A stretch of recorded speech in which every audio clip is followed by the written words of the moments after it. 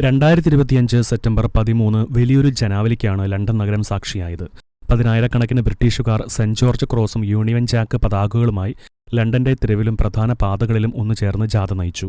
വർഷങ്ങളായുള്ള കുടിയേറ്റക്കാരുടെ കടന്നുകയറ്റവും അതുവഴി ലണ്ടനിൽ നടമാടുന്ന സാംസ്കാരിക സാമ്പത്തിക തകർച്ചയ്ക്കും ബ്രിട്ടീഷ് പൗരന്മാരുടെ സുരക്ഷയ്ക്കും ഭീഷണിയായി മാറേക്കാവുന്ന ഇസ്ലാമിക രാജ്യങ്ങളിൽ നിന്നുള്ള നിയമവിരുദ്ധ കുടിയേറ്റവും തീവ്ര ഇസ്ലാമിക നിലപാടുള്ള അഭയാർത്ഥികളുടെ പെരുപ്പവും കുറച്ചു വർഷങ്ങളായി തന്നെ ദുസ്ഥിതിയിൽ കൊണ്ടുചെന്നെത്തിച്ചിട്ടുണ്ട്.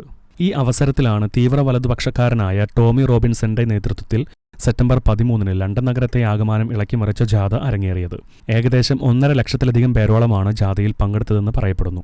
അനധികൃത കുടിയേറ്റക്കാരിൽ നിന്ന് സമാധാനം ആഗ്രഹിക്കുന്ന ബ്രിട്ടീഷ് പൗരന്മാർക്കൊപ്പം വലിയ കുരിശുകളുമേന്തി സ്വർഗസ്ഥനായ പിതാവെ പ്രാർത്ഥനകൾ ചൊല്ലിയും ക്രൈസ്തവ പുരോഹിതരും ഈ ജനസാഗരത്തിൽ പിന്തുണയറിയിച്ച് പുരോഹിത വസ്ത്രമായ ലോഹയുമണിഞ്ഞ് എത്തിച്ചേർന്നിരുന്നു. യേശുക്രിസ്തു കർത്താവും രാജാവുമാണെന്ന് ഉറക്കെ പ്രഖ്യാപിച്ചുകൊണ്ട് സുവിശേഷ പ്രഘോഷകരും ഈ മഹാറാലിയിൽ നേതൃനിരയിൽ തന്നെയുണ്ടായിരുന്നു. അതേസമയം സെപ്റ്റംബർ 10 ബുധനാഴ്ച കൊല്ലപ്പെട്ട അമേരിക്കൻ പ്രോലൈഫ് പോരാളിയും ക്രിസ്തുവിശ്വാസത്തിനു വേണ്ടി നിലകൊണ്ട അപ്പോളജറ്റിക്സ് ചാർലി കിർക്കിനു വേണ്ടിയും ആളുകൾ 1 മിനിറ്റ് മൗനമാചരിച്ചു. ഓൺലൈൻ വീഡിയോ വഴി അമേരിക്കൻ ടൈക്കൂൺ എലോൺ മസ്കും റാലിക്ക് പിന്തുണ അറിയിച്ചിരുന്നു. International desk Shekinah news.